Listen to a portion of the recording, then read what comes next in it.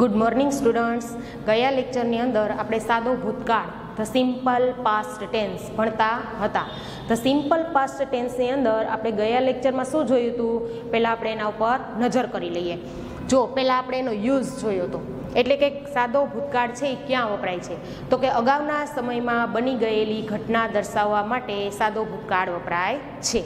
પછી ટુ બીનું રૂપ, તો એનું ટુ બીનું રૂપ કયું છે, તો કે વોઝ અને વેર. વોઝ અને વેર. એક વચનની સાથે શું વપરાશે, વોઝ, અને બહુવચનની સાથે વેર. પછી હેવ, તો હેવ અને હેઝ છે એનું ભૂતકાળ શું થશે, હેડ. અહીં એવું જોવાનું નથી કે એક વચન હોય કે બહુવચન, બંને સાથે હેડ જ વાપરવાનું છે. પછી આઈડેન્ટિફિકેશન, એટલે કે કાળની ઓળખ. કાળની ઓળખ તો કેના દ્વારા, તો કે ગઈકાલે, ગઈ સાંજે, ગઈ સવારે, 2 દિવસ પહેલાં, તે સમયે. આ બધા શબ્દો મેં લખ્યા હતા, યાદ કરો, યાદ આવ્યા? આ બધા શબ્દો છે એ કાળની ઓળખ દર્શાવતા શબ્દો છે. Last week, last month, yesterday, at that time, 2 days અગો. આ બધા શબ્દો આપણને કાળની ઓળખ દર્શાવે છે. પછી રૂલ્સ, ક્રિયાપદના નિયમો. આપણે ક્રિયાપદના કુલ 8 નિયમ ભણ્યા હતા. ક્રિયાપદ એટલે શું, જે ક્રિયા થાય છે ને એ ક્રિયાનો સ્પેલિંગ, એ સ્પેલિંગમાં ભૂતકાળની અંદર ડી કે ઈડી લગાડી અને એનું રૂપ બનાવાય છે. જેના 8 નિયમો ભણ્યા હતા એ પાછા આપણે યાદ કરી લઈએ. પહેલો નિયમ હતો કે કોઈ પણ ક્રિયાપદને છેડે ઈડી લગાડવાથી એનું ભૂતકાળનું રૂપ બની જાય છે. પછી બીજો નિયમ, કોઈ પણ ક્રિયાપદનો છેલ્લો અક્ષર ઈ હોય તો માત્ર ડી પ્રત્યય લગાડાય છે. બરાબર. પછી ત્રીજો, છેલ્લો અક્ષર વાય હોય અને એની આગળનો અક્ષર સ્વર હોય તો ઈડી પ્રત્યય લાગે છે. ચોથો નિયમ, છેલ્લો અક્ષર, કોઈ પણ ક્રિયાપદનો છેલ્લો અક્ષર વાય હોય અને એની આગળનો અક્ષર વ્યંજન હોય તો વાયને કાઢી અને આઈ ઈડી પ્રત્યય લાગે છે. પછી પાંચમો નિયમ, કોઈ પણ ક્રિયાપદનો છેલ્લો અક્ષર એલ હોય તો એલને બેવડાવી અને પછી ઈડી પ્રત્યય લાગે છે. પછી છઠ્ઠો નિયમ, કોઈ પણ ક્રિયાપદનો છેલ્લો અક્ષર વ્યંજન હોય અને એની આગળનો અક્ષર સ્વર હોય તો પાછળના વ્યંજન છે એને બેવડાવી અને પછી ઈડી પ્રત્યય લાગે છે. કેટલા થયા? 6. સાતમો નિયમ, જે મૂળ રૂપ છે એ જ એનું ભૂતકાળનું રૂપ, એ આપણો 7મો નિયમ મેં લખાવ્યા હતા ને. કટનું કટ, શર્ટનું શર્ટ, રીડનું રેડ. ખાલી બોલવામાં જ ફેરફાર, સ્પેલિંગમાં ફેરફાર નથી. એ 7મો. અને 8મો નિયમ, અનિયમિત ક્રિયાપદ જેના સ્પેલિંગ છે એ આખા ચેન્જ થઈ જાય છે. જેમ કે BUY, બાય એટલે ખરીદવું, એનું ભૂતકાળ બોટ થઈ જાય. BOUGHT, બોટ એટલે ખરીદ્યું, એટલે આખો સ્પેલિંગ જ બદલી ગયું ને, બાય અને બોટ એમ. એટલે આ 8 નિયમ છે આપણે ફરીથી યાદ કરી લીધા છે. મેં તમને કીધું હતું કે જ્યાં સુધી તમે ભૂતકાળના ક્રિયાપદના રૂપો પાકા નહીં કરો ત્યાં સુધી તમે વાક્ય લખવામાં અટકાશો. એટલે ક્રિયાપદો પાકા કરી લેજો. તમે પાકા કર્યા જ હશે. ચાલો હવે આપણે આગળ જોઈએ. એના પછી શું જોયું હતું આપણે? એફર્મેટિવ.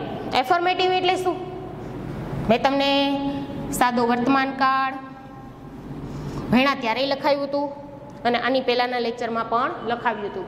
એફર્મેટિવ એટલે હકાર વાક્ય, વિધાન વાક્ય. ગયા લેક્ચરની અંદર આપણે ભણ્યા.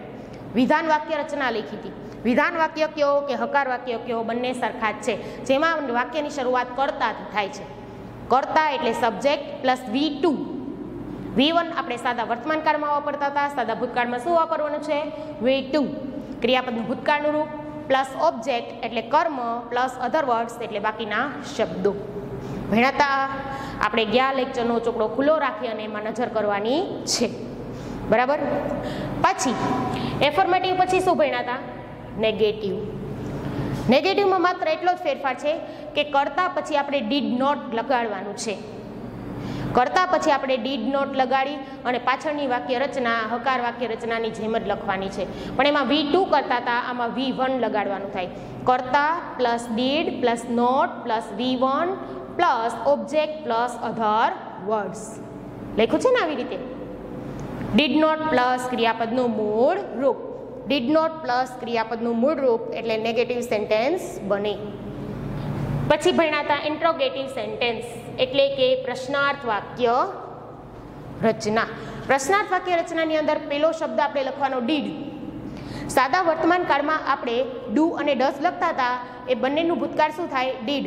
એટલે એમાં પહેલા આપણે શું લખી નાખવાનું? ડીડ. પછી કરતા. કરતા પછી ક્રિયાપદનું મૂળ રૂપ V1, પછી ઓબ્જેક્ટ, અધર વર્ડ્સ અને ક્વેશ્ચન માર્ક. યાદ આવ્યું? આ બધું ભણી ગયા હતા આપણે. તો સાદા વર્તમાન કાળ અને સાદા ભૂતકાળમાં થોડો ફેરફાર છે. હવે તમને ખબર પડી ગઈ હશે વાક્ય રચના જોઈને કે જ્યાં ડઝ નોટ આવતું હતું ત્યાં ડીડ નોટ આવશે, જ્યાં ડુ નોટ આવતું હતું ત્યાં ડીડ નોટ આવશે, કારણ કે ડુ અને ડઝ બંનેનું ભૂતકાળ શું થાય છે? ડીડ. હવે એના પછી આપણે WH ક્વેશ્ચન્સ આજે ભણવાના છે. WH ક્વેશ્ચન્સ કેટલા છે યાદ કરો. આપણે ડીપમાં ભણી ગયા પહેલા ચેપ્ટરની અંદર. પહેલો શબ્દ હુ એટલે કોણ, બીજો શબ્દ વોટ એટલે શું, બરાબર. પછી ત્રીજો શબ્દ વેર એટલે ક્યાં, ચોથો શબ્દ વેન એટલે ક્યારે, પાંચમો શબ્દ વિચ એટલે ક્યુ કઈ, કેવો કેવી, પછી છઠ્ઠો શબ્દ હાઉ મેની કેટલા, અને સાતમો શબ્દ હાઉ મચ કેટલું. આ શબ્દો આપણે ડીપમાં ભણી ગયા, એના કેટલા બધા આપણે એક્ઝામ્પલ જોયા. એટલે હવે તમને એ શબ્દો છે એ તમારા માટે કંઈ નવા નથી, માત્ર ભૂતકાળમાં કેવી રીતે લખાશે એ જ જોવાનું છે. પહેલો વર્ડ જોઈએ આપણે WHO. વુ એટલે કોણ. વુ ક્યારે વપરાય છે? વુ છે એ કર્તાને જાણવા માટે વપરાય છે. કર્તા એટલે વાક્યની અંદર કાર્ય કરનાર વ્યક્તિ, બરાબર. કર્તા એટલે કાર્ય કરનાર વ્યક્તિ. ચાલો હવે એની સિન્ટેક્સ જોઈએ. સિન્ટેક્સ એટલે શું થાય? વાક્ય રચના. હવે આપણે WH ક્વેશ્ચન્સ ભણીએ છીએ એટલે પહેલો શબ્દ તો WHO વુ જ આવવાનું છે. WHO વુ એટલે કોણ.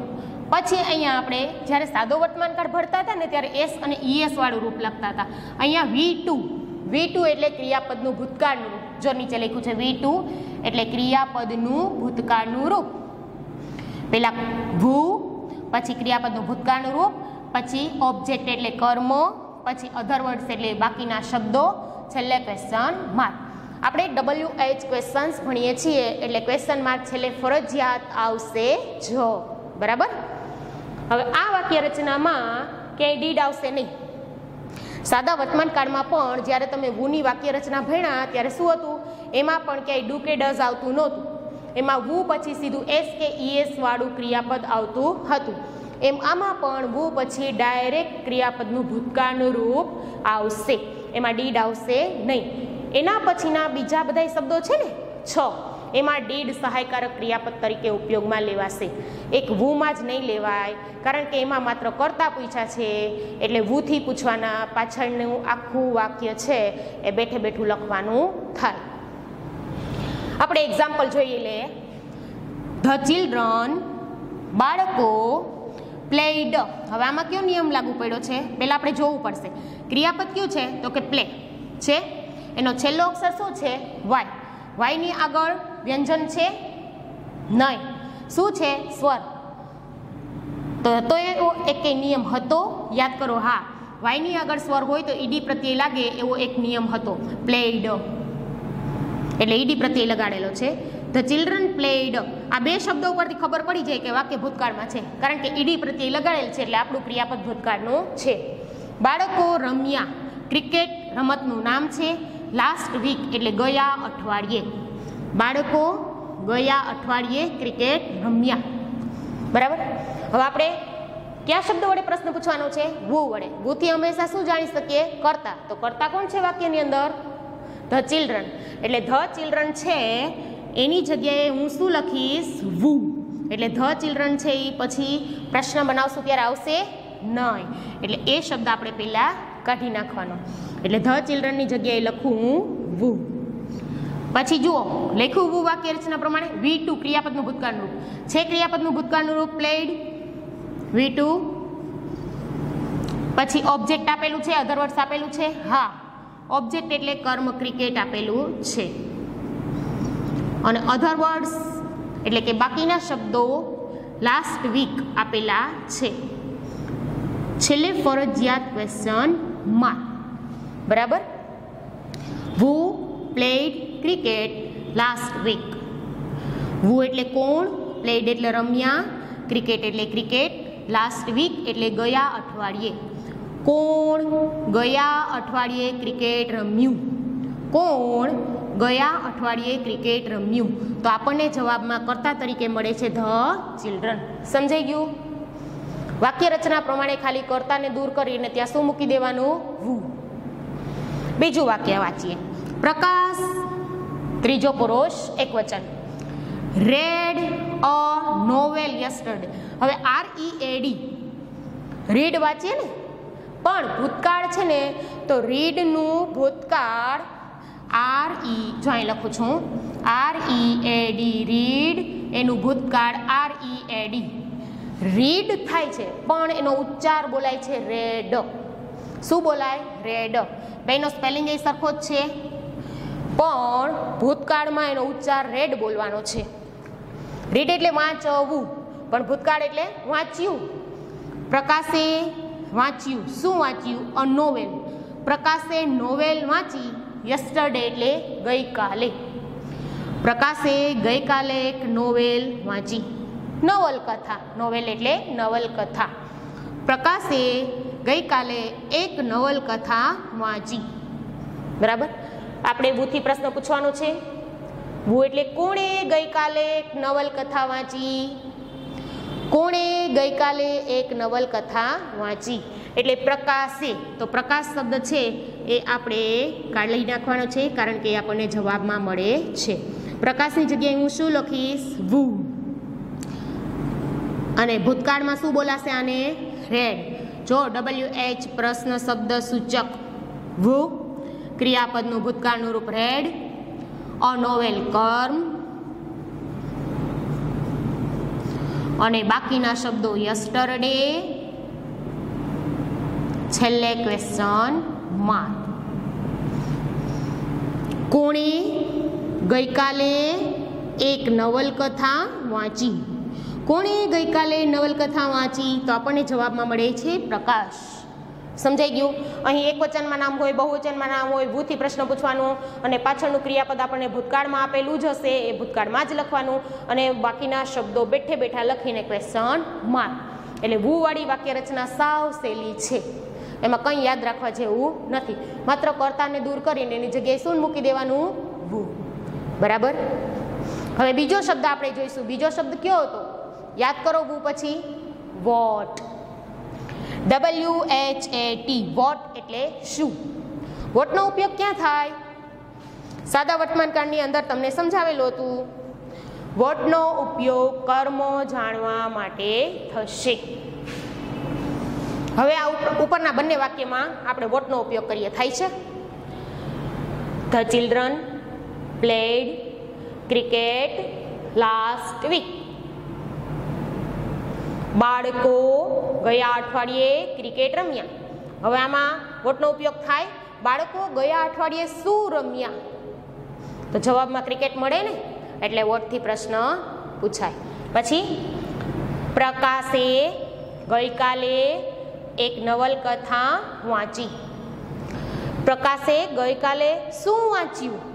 તો આપણને જવાબમાં મળે અ નોવેલ. બરાબર. એટલે બંને વાક્યો છે એ વોટથી પૂછી શકાય. એની અંદર કર્મ આપેલું છે. બાળકોએ ગયા અઠવાડિયે શું રમ્યું? તો કે ક્રિકેટ. એટલે કર્મ.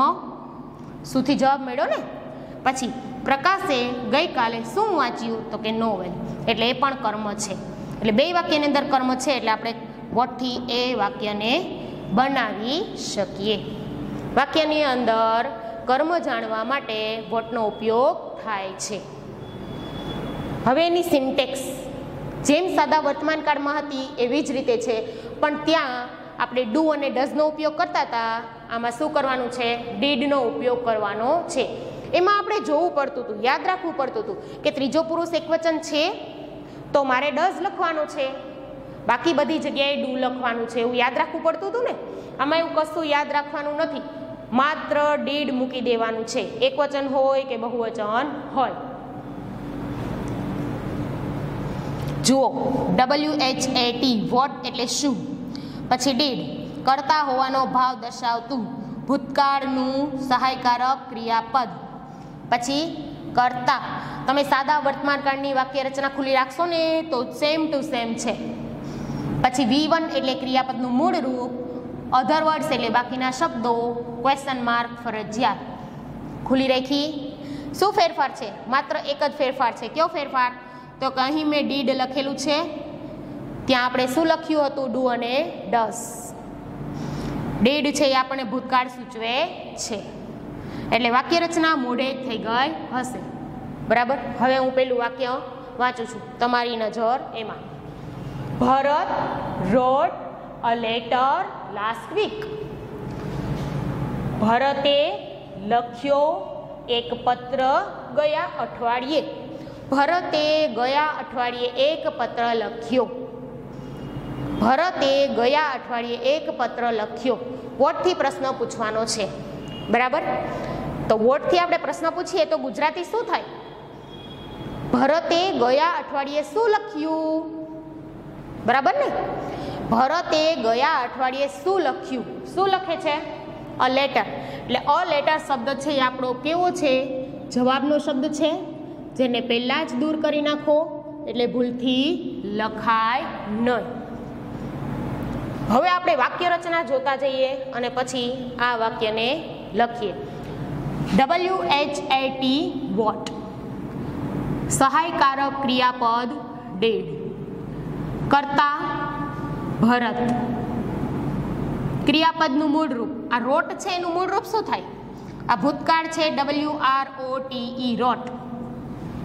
હવે એનું મૂળ રૂપ થશે WRITE રાઇટ.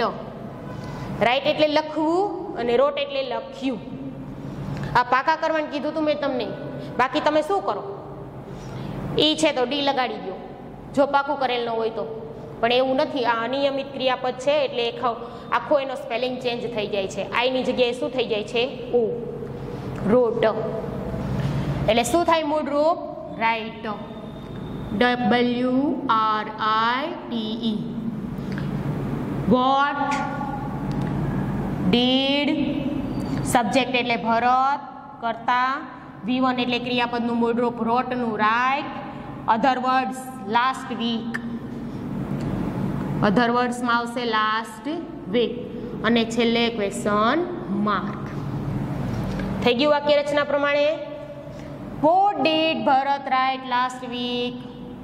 ભરતે ગયા અઠવાડિયે શું લખ્યું? ડીડ અને રાઇટ બંને ભેગા થઈ જાય એટલે લખ્યું શબ્દ બોલાય. ભરતે ગયા અઠવાડિયે શું લખ્યું? આપણને જવાબમાં મળે અ લેટર. પછી બીજું વાક્ય. સરલા એન્ડ સુજાનો.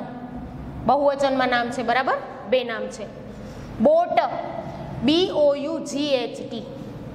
બોટ છે ને એ BUY બાયનું ભૂતકાળ છે.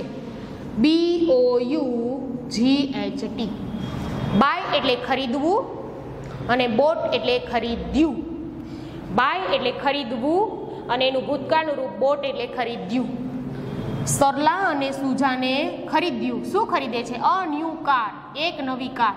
Last month. ગયા મહિને. સરલા અને સુજાને ગયા મહિને એક નવી કાર ખરીદી. બરાબર. હવે આપણે વોટથી પ્રશ્ન પૂછવાનો છે. તો આપણો પ્રશ્ન કેમ બનશે? સરલા અને સુજાને ગયા મહિને શું ખરીદ્યું? શુંથી પ્રશ્ન પૂછીએ તો આપણને જવાબમાં મળે છે નવી કાર. A new car. એ આપણે પ્રશ્ન લખશું ત્યારે દર્શાવવાનું નથી, કારણ કે આપણે વોટથી પૂછી લીધું છે. વાક્ય રચના પ્રમાણે પહેલો પ્રશ્ન સૂચક શબ્દ લખશું વોટ. પછી કરતા હોવાનો ભાવ દર્શાવતું ક્રિયાપદ ડેડ. પછી શું આપેલું છે? સબ્જેક્ટ એટલે કરતા. કરતા તરીકે શું નામ છે આપણી પાસે? સરલા એન્ડ સુજાન. સરલા એન્ડ સુજાન. પછી V1 એટલે ક્રિયાપદનું મૂળ રૂપ. જો મેં લખેલું છે બોટનું મૂળ રૂપ શું થાય? બાય. PUY. પછી અધર વર્ડ્સ. અધર વર્ડ્સમાં આવશે લાસ્ટ વીક.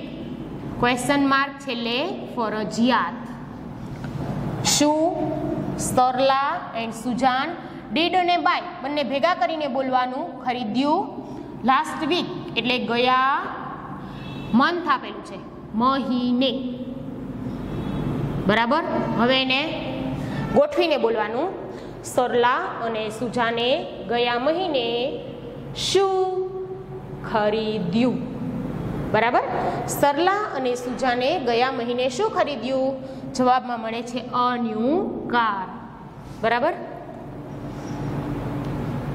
પહેલો હુ, બીજો વોટ. સાદા વર્તમાન કાળમાં આપણે વોટનો આવી જ રીતે ઉપયોગ શીખાતા. માત્ર એક જ ફેરફાર હતો, ડુ અને ડઝનો. એ આપણને હવે સમજાઈ ગયો હશે કે આમાં તો માત્ર ડીડ જ લખી નાખવાનું છે, એમાં આપણે યાદ રાખવાનું હતું, આમાં યાદ રાખવાનું નથી. પછી ત્રીજો શબ્દ જોઈએ, વેર. વેર એટલે શું? વેરનું ગુજરાતી થાય ક્યાં. વેર આપણે સ્થળ જાણવા માટે વાપરીએ છીએ. વેરનો ઉપયોગ સ્થળ જાણવા માટે થાય છે. વેરની વાક્ય રચના છે ને વોટ જેવી જ છે. આપણે બેને જુઓ સરખી જોઈએ. અહીંયા WHAT છે, અહીંયા વેર છે, પછી ડીડ છે, અહીંયા ડીડ છે, પછી અહીંયા કર્તા સબ્જેક્ટ, તો અહીંયા કર્તા સબ્જેક્ટ, અહીંયા ક્રિયાપદનું મૂળ રૂપ, તો અહીંયા ક્રિયાપદનું મૂળ રૂપ. અહીં આમાં આપણે ઓબ્જેક્ટ પૂછવાનું હતું ને, આમાં ઓબ્જેક્ટ આવશે અને પછી અધર વર્ડ્સ, ક્વેશ્ચન માર્ક. બરાબર. વાક્યની અંદર ઓબ્જેક્ટ આપેલું હોય, અધર વર્ડ્સ આપેલા હોય તો લખવાના, ન આપેલા હોય તો સીધું question mark. Where, did, subject, V1, object, other words અને ક્વેશ્ચન માર્ક. વેર એટલે ક્યાં, ડીડ છે એ સહાયકારક ક્રિયાપદ, સબ્જેક્ટ એટલે કર્તા, V1 એટલે ક્રિયાપદનું મૂળ રૂપ, ઓબ્જેક્ટ એટલે કર્મ, અધર વર્ડ્સ એટલે બાકીના શબ્દો, ક્વેશ્ચન માર્ક. હવે એની વાક્ય રચના પ્રમાણે આપણે પહેલું વાક્ય જોઈએ. માય મધર, મારી માતા, વેન્ટ, ભૂતકાળનું રૂપ છે, વેન્ટ, WENT.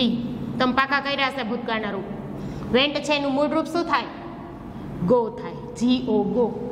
ગો એટલે જવું, વેન્ટ એટલે ગયા. મારી માતા ગયા ટુ ધ માર્કેટ એટલે બજારમાં, યસ્ટરડે એટલે ગઈકાલે. મારી માતા ગઈકાલે બજારમાં ગયા. મારી માતા ગઈકાલે બજારમાં ગયા. હવે આપણે પ્રશ્ન કયા શબ્દથી પૂછવાનો છે? વેરથી. વેરથી આપણને શું મળે? સ્થળ. તો સ્થળ છે વાક્યમાં? હા, ટુ ધ માર્કેટ. આ શબ્દો છે એ આપણે વેર વડે પૂછીએ એટલે પ્રશ્નમાં આવશે નહીં. પહેલો શબ્દ વેર. પછી સહાયકારક ક્રિયાપદ ઉપર લખેલું જુઓ, ડીડ. પછી કર્તા માય મધર, માયનું તમે યોર પણ કરી શકો. પછી V1 એટલે ક્રિયાપદનું મૂળ રૂપ. વેન્ટનું મૂળ રૂપ મેં અહીં લખ્યું છે શું? ગો. પછી કર્મ છે નહીં, અધર વર્ડ્સ છે હા, યસ્ટરડે. છેલ્લે ક્વેશ્ચન માર્ક. વેર, ડીડ, કર્તા, ક્રિયાપદનું મૂળ રૂપ, અધર words, question mark. Where did my mother go yesterday? મારી માતા ગઈકાલે ક્યાં ગયા? ડીડ અને ગો. મારી માતા ગઈકાલે ક્યાં ગયા? તો આપણને જવાબમાં શું મળ્યું હતું? સ્થળ દર્શક શબ્દ ટુ ધ માર્કેટ. તમને યાદ આવતું હશે, સાદા વર્તમાન કાળ જેવું જ છે, કાંઈ ફેરફાર નથી. પછી બીજું વાક્ય વાંચીએ. ધ સ્ટુડન્ટ્સ, વિદ્યાર્થીઓ કરતા છે. પછી સેટ, SAT. સેટ છે ને એ ક્રિયાપદનું ભૂતકાળનું રૂપ છે, એનું મૂળ રૂપ થાય સીટ, SIT, સીટ. સીટ એટલે બેસવું અને સેટ એટલે બેઠા. The students sat in the hall in the morning. વિદ્યાર્થીઓ બેઠા હોલમાં, હોલ એટલે ખંડ, in the morning એટલે સવારે. વિદ્યાર્થીઓ સવારે ખંડમાં બેઠા હતા. હવે આપણે વાક્ય રચના પ્રમાણે વાક્ય લખવાનું, પણ આની અંદર સ્થળ દર્શક એક શબ્દ જોવા મળે છે. હા, in the hall. આ શબ્દો છે એ આપણે પ્રશ્ન બનાવશું ત્યારે લખીશું નહીં. હવે લખો પ્રશ્ન સૂચક શબ્દ વેર, સહાયકારક ભૂતકાળનું ક્રિયાપદ ડીડ, કર્તા ધ સ્ટુડન્ટ્સ, ક્રિયાપદનું મૂળરૂપ સેટનું મૂળરૂપ હમણાં જ મેં તમને લખીને દર્શાવ્યું હતું સીટ, પછી other words in the morning, other words in the morning, બરાબર. Question mark. હવે ગુજરાતી કરો. વાક્ય રચના પ્રમાણે લખી નાખ્યું છે. હવે ગુજરાતી કરીએ. વેર એટલે ક્યાં, ધ સ્ટુડન્ટ્સ એટલે વિદ્યાર્થીઓ, સીટ અને ડીડ બંને ભેગા કરીને વાંચવાના, બેઠા હતા. ઇન ધ મોર્નિંગ એટલે સવારમાં. વિદ્યાર્થીઓ સવારે ક્યાં બેઠા હતા, તો આપણને જવાબ મળે ઇન ધ હોલ, બરાબર. વો, વોટ અને વેર ત્રણેય શબ્દ સમજાઈ ગયા. હવે એક જ એવું વાક્ય આપણે લખીએ કે જેમાં ત્રણેયનો ઉપયોગ થઈ જાય. એક એવું વાક્ય લખીએ કે જેમાં આપણે ત્રણેયનો ઉપયોગ કરી શકીએ. હું અહીં એક વાક્ય લખું છું. The children played cricket. The children played cricket in the playground yesterday. બરાબર. આ મેં વાક્ય લખ્યું છે ને. હવે આપણે એમાં વુનો ઉપયોગ કરવો છે, વોટનો ઉપયોગ કરવો છે અને વેરનો ઉપયોગ કરવો છે. તો વુથી આપણને શું મળશે, કર્તા ધ ચિલ્ડ્રન. પછી વોટથી કર્મ, એ જોવાનું, આમાં કર્મ કોણ છે આપણે શોધવાનું. અને વેરથી સ્થળ, એ પણ આપણે જોવાનું અને આપણે શોધવાનું, બરાબર. અધર વર્ડ્સ આપેલા છે તો લખવાના. હવે પહેલો પ્રશ્ન આપણે બનાવશું ને તો શું થશે, ધ ચિલ્ડ્રન છે ને વુથી પૂછાશે. વુ played cricket in the playground yesterday. Who played cricket in the playground yesterday? હવે ગુજરાતી કરો. વુ એટલે કોણ રમ્યું ક્રિકેટ રમતના મેદાનમાં ગઈકાલે. ગઈકાલે રમતના મેદાનમાં કોણ ક્રિકેટ રમ્યું, તો વુથી પહેલો પ્રશ્ન પૂછાઈ ગયો. તમારે લખતું જવાનું છે. આ તો એક જ ની અંદરથી આપણે ત્રણેય વાક્ય બનાવતા શીખી જઈએ. પછી બીજું વોટ. ગુજરાતી કરો. બાળકો ગઈકાલે રમતના મેદાનમાં શું રમ્યા, તો મળે આપણને વોટથી પ્રશ્ન. હા, તો WHAT વોટ, વાક્ય રચના જોતું જવાનું વોટ. પછી ડીડ, કર્તા ધ ચિલ્ડ્રન, ક્રિયાપદનું મૂળ રૂપ play. What did the children play in the playground yesterday. અને વોટ છે ને એનો જવાબ શું આવશે, ક્રિકેટ. પેલું વુ, પછી બીજું વોટ. કેવી રીતે પ્રશ્ન બનાવ્યો જુઓ. What did the children play in the playground yesterday. ગઈકાલે રમતના મેદાનમાં બાળકોએ શું રમ્યું, તો આપણને જવાબમાં મળે ક્રિકેટ. હવે ત્રીજો શબ્દ કયો છે, વેર. તો વેરથી આપણને આમાં કયો શબ્દ મળશે, 2-3 વાર વાક્ય બોલી ગયા હવે તો ખબર પડી જાય ને. કયો શબ્દ મળશે, ઇન ધ પ્લેગ્રાઉન્ડ. રમતનું મેદાન સ્થળ છે ને, તો કેમ બનશે વાક્ય રચનામાં જુઓ. Where did the children play cricket yesterday. Where did the children play cricket yesterday. બરાબર. ગઈકાલે બાળકો ક્રિકેટ ક્યાં રમ્યા, તો જવાબમાં મળે ઇન ધ પ્લેગ્રાઉન્ડ. આ એક વાક્યમાંથી આપણે 3 વાક્ય રચના પ્રમાણે પ્રશ્ન બનાવ્યા. હવે આગળના લેક્ચરમાં આપણે આના પછીના શબ્દો when, which, how many, how much વિશે ભણીશું. ત્યાં સુધી ગુડ બાય સ્ટુડન્ટ્સ.